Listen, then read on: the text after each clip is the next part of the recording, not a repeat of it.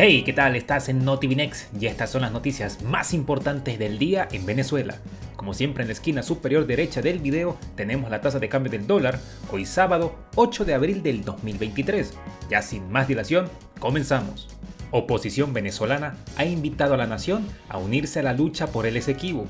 La oposición venezolana, la cual está agrupada en la plataforma unitaria, ha invitado el día jueves a la ciudadanía a unirse en torno a la defensa de los derechos de Venezuela sobre el territorio del Esequibo, una disputa con Guyana que tiene más de 100 años. Esto después de que la Corte Internacional de Justicia declarara que tiene jurisdicción para pronunciarse sobre esta disputa.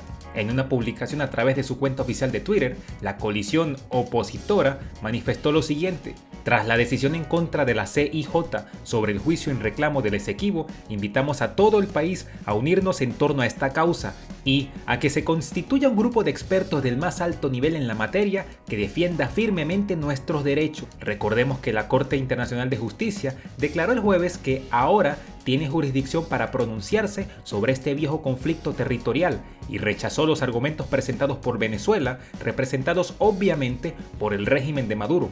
Las razones, plasmadas en alegatos escritos y orales, solicitaron a la Corte que resuelva y declare que las pretensiones de Guyana son inadmisibles, mientras que Guyana pidió que la Corte rechazara las excepciones preliminares de Venezuela. Recordemos que ni Chávez ni Maduro han mostrado una actitud firme, sino 100% entreguista, porque no tuvieron ni tienen lo necesario. Sobre todo Chávez, que prefirió el voto de Guyana en el CARICOM antes que el territorio históricamente venezolano por derecho propio, algo que no se debería discutir en ninguna corte. Con respecto a esto, la alianza opositora ha considerado que, debido a la actual situación de debilidad en la que se encuentra la defensa de los derechos de la República Bolivariana Venezolana sobre los 160.000 kilómetros cuadrados de territorio que se sitúan al oeste del río Esequibo, todo ello como consecuencia de una política entreguista basada en intereses partidistas, es decir, del PSV y del dictador Maduro. Sin embargo, la plataforma unitaria ha insistido en que el Estado debe mantenerse de pie por la soberanía de un territorio que históricamente es de Venezuela. Tras conocerse el fallo de la Corte, el régimen emitió un comunicado oficial celebrando esta sentencia, ya que, según ellos, se admitió la revisión de la conducta ilícita y fraudulenta del Reino Unido. Recordemos que en el año 2018, Guyana interpuso una demanda contra Venezuela en la Corte Internacional de Justicia para resolver la disputa territorial por el Esequibo, y el año pasado presentó sus argumentos para dar validez al laudo arbitral de 1899. Por ello, el pasado 17 de noviembre, la vicepresidenta del régimen, Delcy Rodríguez, viajó a La Haya para defender a Venezuela en este conflicto, advirtiendo que el país es el único heredero histórico e indiscutible del territorio en disputa.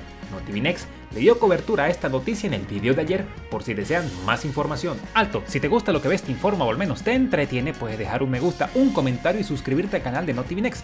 También puedes activar la campanita para enterarte cuando subimos nuevo contenido. Sin más, continuamos.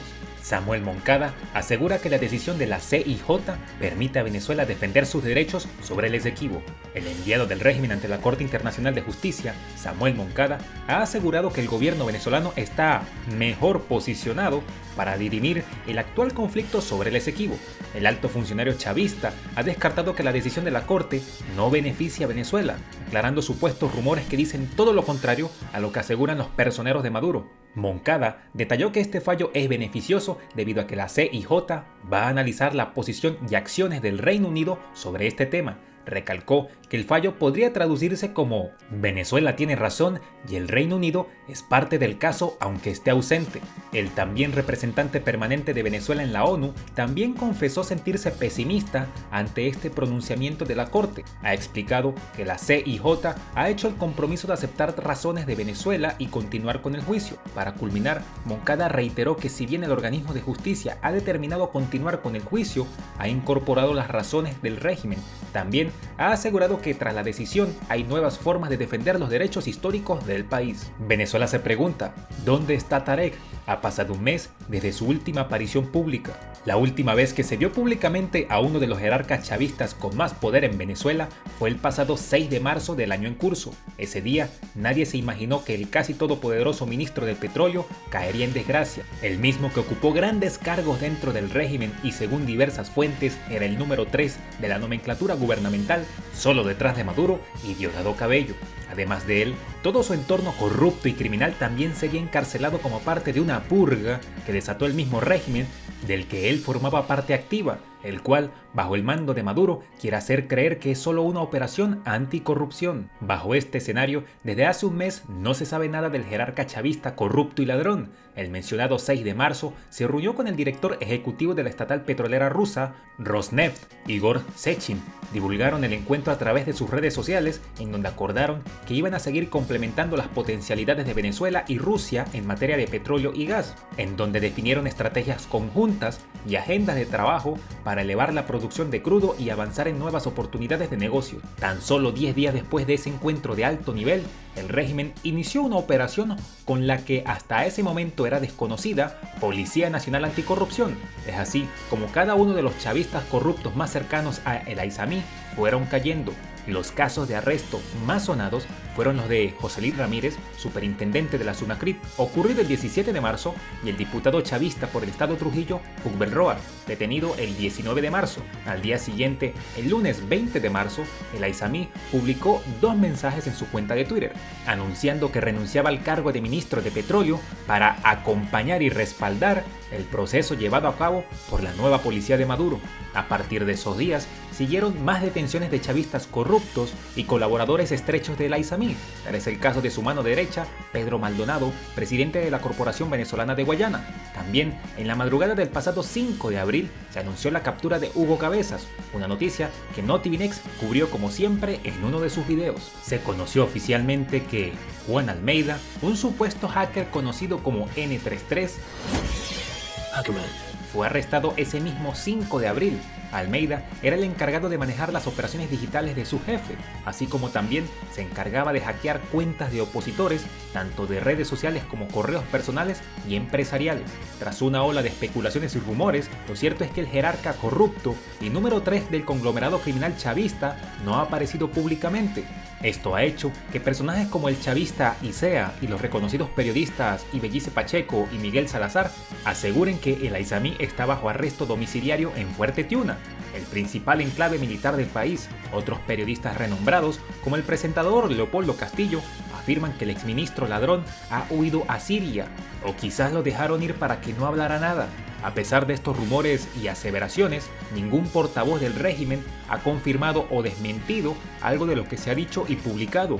Incluso el fiscal general chavista Tarek William Saab se negó a informar el pasado miércoles si hay alguna investigación o procedimiento judicial en curso en contra del jerarca caído en desgracia, a lo cual respondió: no voy a autotubearme. Migrantes perdieron la vida en centro de detención por no pagar sobornos a guardias para ser liberados. Un trabajo periodístico desplegado en torno a lo que habría ocurrido con los migrantes en el centro de detención de Ciudad Juárez que se incendió ha revelado un asunto un tanto escabroso. Los sobrevivientes del fatídico incendio han manifestado que quienes perdieron la vida allí lo hicieron por una razón: no pudieron o no quisieron pagar un soborno de $200 a los guardias de seguridad para que los liberaran. Esta revelación la hizo el portal Biz World News, cuyo reportaje está basado en los testimonios de 3 sobrevivientes del siniestro y 2 guardias de seguridad. Dichos testimonios aseguran que, aparte de ser un centro de detención de migrantes, también era un centro de extorsión de facto, en donde las personas que tenían los medios para pagar el monto de los sobornos eran liberados. Los que no podían pagar la cuota de extorsión a las autoridades mexicanas debían permanecer en la cárcel para ser enviados a Ciudad de México para ser deportados a su país de origen. Joan, un migrante venezolano quien manifestó haber pagado para salir del centro de detención siniestrado, aseguró al portal de noticias que, si por casualidad arrestaban a un migrante y lo retenían en esa cárcel, solo había 2 formas de salir: o se pagaban $200 o devolvían el migrante a su país. Joan, el joven venezolano de 28 años, señaló que estuvo encerrado en el centro de Ciudad Juárez por un espacio de 4 horas el mismo día de la tragedia. El migrante escapó de una muerte casi segura debido a que su familia envió el dinero solicitado antes de las 7 p.m. hora local. Ese era el plazo que establecieron los guardias de seguridad para efectuar el pago. Por el contrario, Joan sería expulsado el día siguiente. fallecimiento de migrantes sigue causando indignación. Luego del siniestro y la tragedia, salieron a flote múltiples denuncias de que los guardias extorsionaron a los migrantes a cambio de liberación, causando molestia entre la población general. Muchos ciudadanos lanzaron sus críticas contra el gobierno mexicano por los decesos ocurridos. También instaron a las autoridades competentes en el tema a explicar el por qué las fuerzas de seguridad iniciaron una cacería en la que arrestaron a cientos de migrantes el día del incendio. Un ex empleado del centro de detención siniestrado, es decir, una persona que era guardia de seguridad, manifestó que tanto los oficiales del Instituto Nacional de Migración como los guardias privados habían dirigido la operación de extorsión a los migrantes, basadas en transferencias bancarias. El ex trabajador explicó que los migrantes tenían que pagar entre 200 y 500 dólares para poder salir. Las puertas del centro se cerraban a las 7 p.m. Si pagaban antes, salían. Además, hizo la grave declaración de que sus superiores estaban muy al tanto de este esquema de extorsión y sobornos. Venezolanos denuncian falta de apoyo del gobierno después de la tragedia en México. Activistas pro-inmigrantes, acompañados de venezolanos familiares de las víctimas del fatal incendio ocurrido en el centro de detención en Ciudad Juárez, denunciaron la total falta de apoyo del gobierno venezolano para auxiliar a las víctimas y repatriar los cuerpos después del incendio que cobró la vida de 40 personas, entre ellos 7 connacionales venezolanos. Los migrantes, quienes fueron consultados por la agencia de noticias EFE, exigen la pronta actuación de las autoridades consulares venezolanas en México en la identificación y repatriación de las víctimas. Además, manifestaron que están afligidos y desesperados al no saber el paradero de sus familiares. Incluso han denunciado que hay personas inescrupulosas que se acercan a ofrecerles ayuda para buscar a sus familiares y repatriarlos, pero obviamente cobran algo. Y es nada más y nada menos que el 40% de la indemnización que le van a dar las autoridades mexicanas.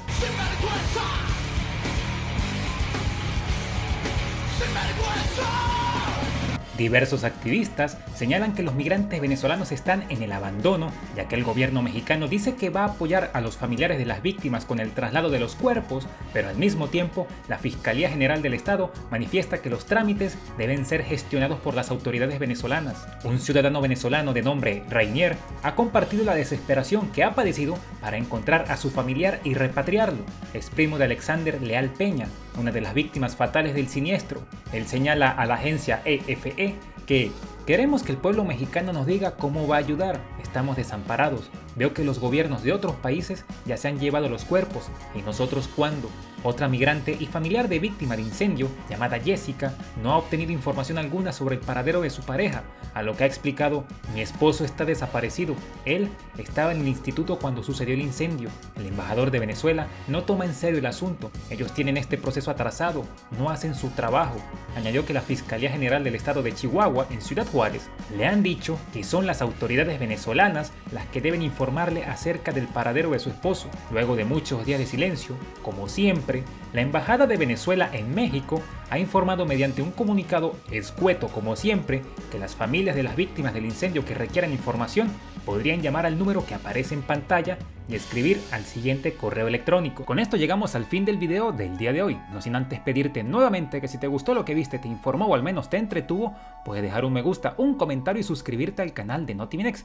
También puedes activar la campanita para enterarte cuando subimos nuevo video. Sin más, nos vemos en la próxima.